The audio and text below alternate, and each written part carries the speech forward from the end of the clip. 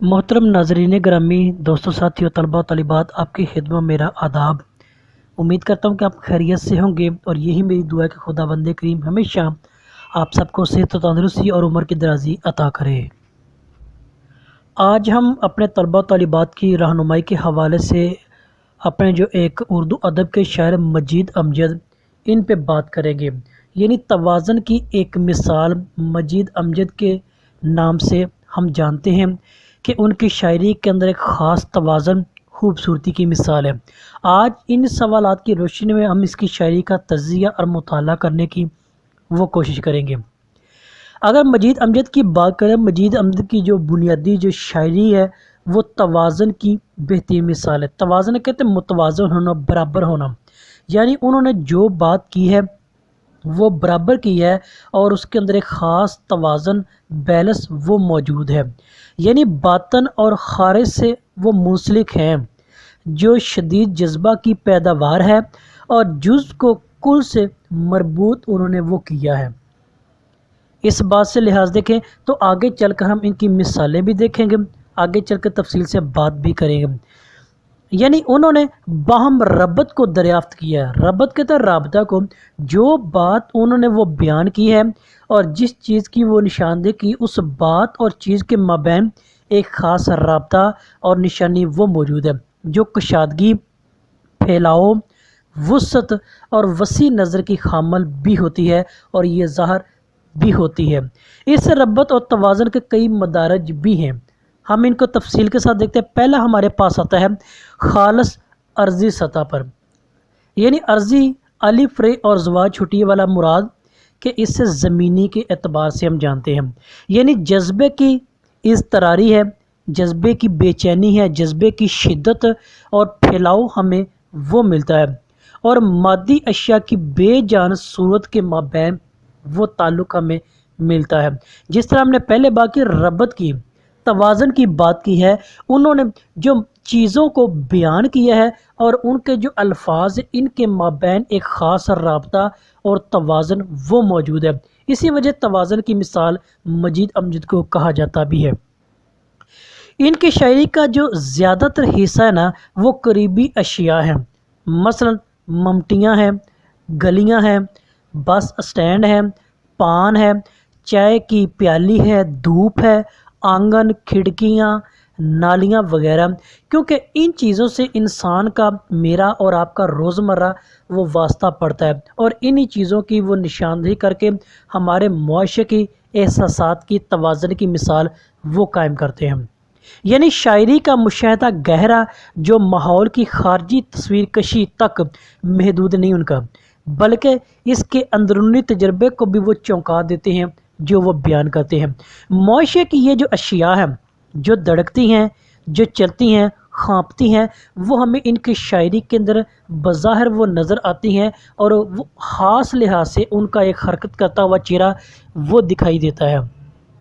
इनके साथ जो जज्बा और एहसास वो बेचैनी की कैफियत पर मबनी होता है, जो मरबूत होता है, जो इनके साथ जुड़ा होता है, जो वो लफ्ज़ शायरी की अल्फाज में वो बयान करते हैं, उस चीज़ का और उस लफ्ज़ का आपस में गहरा रब्त और तवाज़ुन वो मिलता है। इन अशिया के साथ साथ झुकाव जो महसूसाती एतबार से होता है वो भी हमें ख़ास अंदाज में मिलता है, जो तज्ज़ियाती नहीं होता, बल्कि जो एक मफ़हूम जो नए अंदाज में अता करता है, नए मानी और नए मफ़हूम को मुरतब करता है और नए से नई चीज़ें वो दरियाफ़्त करता है। गो वो आम हमारे रोज़मर्रा ज़िंदगी की वो चीज़ें होती हैं, लेकिन उनमें से मजीद अमजद साहब नए से नए मफ़हूम और मतलब वाज़ह करके सफ़े करतास पर मुजस्सम करते हैं। शायरी का मरकज़ी इनका जो नुक्ता वो रबत और तवाज़न का ही है।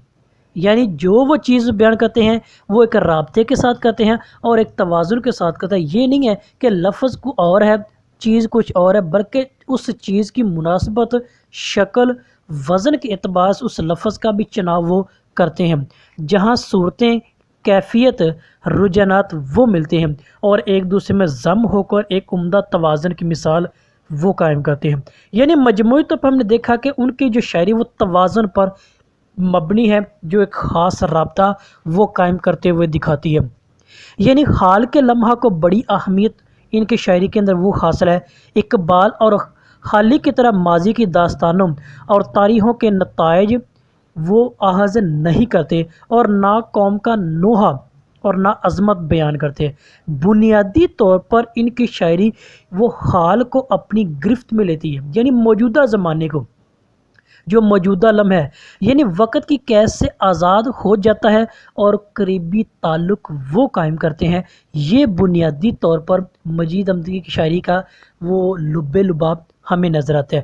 اگر ان کی بطور مثال نظم ہم سفر لیں تو وہ بطور مثال اور آج کی گفتگو کو سمجھنے میں میری اور آپ کی رہنمائی بھی کرتی ہے۔ تو ہم سفر نظم میں ان کا بیان کرنا ہے کہ طویل پٹڑی کے ساتھ رقصاں، طویل پٹڑی کے ساتھ رقصاں، محب پیڑوں کے گونجتے جھنڈ، دراز سایوں سے بچتی راہیں، کہ جن کی موہوم سرحدوں پر نکل کے گاڑی کی کھڑکیوں سے تیری نگاہیں میری نگاہیں الگ الگ آ کے تھم گئی ہیں۔ اب اس کو دیکھیں تو مختصر طور پر جو وہ اشیاء انہوں نے بیان کی ہیں، پیڑوں کا تذکرہ کیا ہے، پٹڑی کا تذکرہ کیا ہے، کھڑکیوں کا تذکرہ کیا ہے، اور ان نگاہوں کا تذکرہ کیا ہے جو گاڑی اور انچ کے ساتھ ہماری ملتی نظر آتی ہیں، ان کے ساتھ ایک خاص متوازن اور رابطہ ہمیں وہ نظر آتا ہے۔ یعنی ان کا جو بنیادی نقطہ نظر ہے وہ قریبی اشیاء سے تعلق بنا کر احساس ماحول پیدا کرنا ہے جو آوازوں میں سنتا دکھائی دیتا ہے۔ جس طرح ہم ان کی نظم پڑھتے ہیں، اب بھی ہم نے پڑھی ہے، تو ایک خاص احساس اس ماحول کے ساتھ توازن پیدا کرتا دکھائی دیتا ہے اور سنائی بھی دیتا ہے، جسے باطنی لحاظ سے ہم کہہ سکتے ہیں۔ ان کی دوسری اور اہم جو چیز ہے وہ فنی امتزاج کے حوالے سے ہے۔ یعنی فنی امتزاج سے مراد سیدھے خط کو تخلیق نہیں کرنا، بلکہ دو خط تخلیق کر کے انہیں آپس میں ملانا ہوتا ہے، جو بنیادی مجید امجد کی آرٹ بھی ہے۔ یہی فن تخلیق دراصل ربط کا دوسرا نام کہلاتا ہے۔ یعنی فن تخلیق کا جو پہلا خط تو شاعروں کی یا شاعر کی ذات سے کائنات کی طرف بڑھتا نظر آتا ہے، دوسرا خط زندگی اور کائنات کی ٹھوس اشیاء، جسم، آواز، رنگ اور حیت سے متاثر ہوتا دکھائی دیتا ہے، اور یہی مجید امجد کا بنیادی نقطہ نظر اور لب لباب ہمیں ملتا ہے۔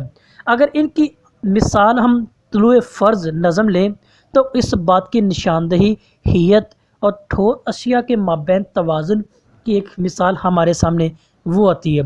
تو شاعر کا بیان کرنا ہے کہ سڑک کے موڑ پر نالی میں پانی، سڑک کے موڑ پر نالی میں پانی تڑپتا تیل ملاتا جا رہا ہے، زد جا روب کھاتا جا رہا ہے، دہی مجبوری افتادہ مقصد، جو اس کی کاہش رفتار میں ہے، میرے ہر گام ناہموار میں ہے۔